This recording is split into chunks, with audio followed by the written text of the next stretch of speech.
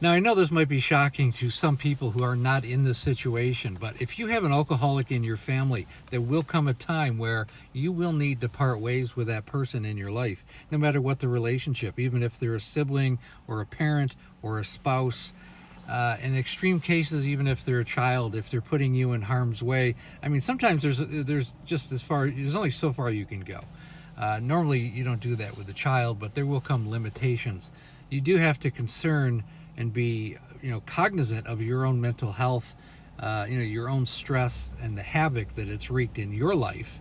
And it's important to come to the conclusion that there's nothing else you can do. And I'm going to go over some of those things now.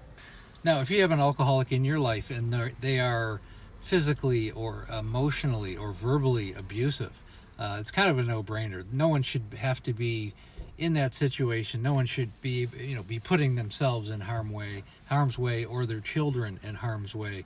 And if that's the situation, you should part ways immediately. Even if you have to live in a shelter, it doesn't make any difference. No one should be in that situation because it can escalate. And that's a telltale sign, without question, that it's time to get out. Another telltale sign that it might be time to part ways is if they're completely in denial and they're gaslighting, every family member. They don't have the problem, everybody else has the problem, and they have this unbending attitude that there's nothing wrong, when in fact, they may be driving around drunk, for example. I use my wife. I mean, I know her history. Before she passed away, she had multiple DUIs. She's driving an unregistered vehicle. Her license had been revoked. She had warrants.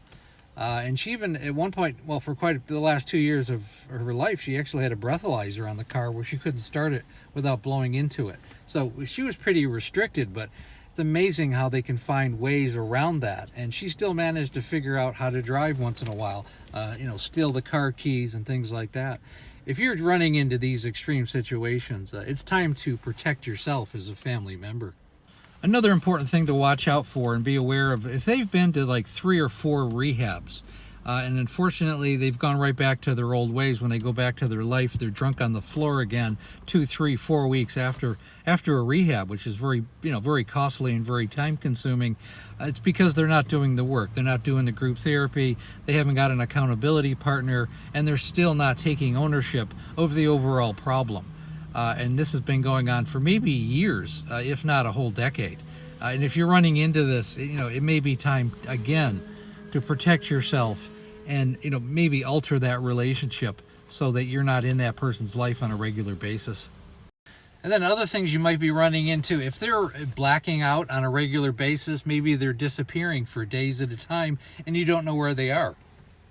And for some reason, you seem to be on a first name basis with first responders, with police, with emergency units, with the fire department, because there's always some kind of drama or some kind of health issue going on, and you're tired of having to call 911. This may be again another time to really think about yourself for once, because there's only so much you can do as a family member, as a friend, and as just a fellow human being. And as unfortunate as it all is, certainly for the alcoholic, that, there's nothing that they can do either, but, you have to protect yourself. It's unfortunate that they've found themselves in this position.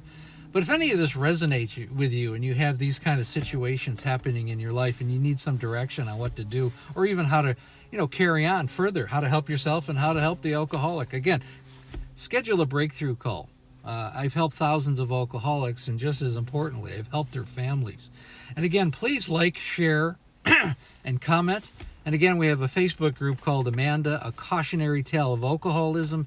It's growing by leaps and bounds. We talk about the alcoholic issues in the family and a whole lot more. And again, thanks for listening.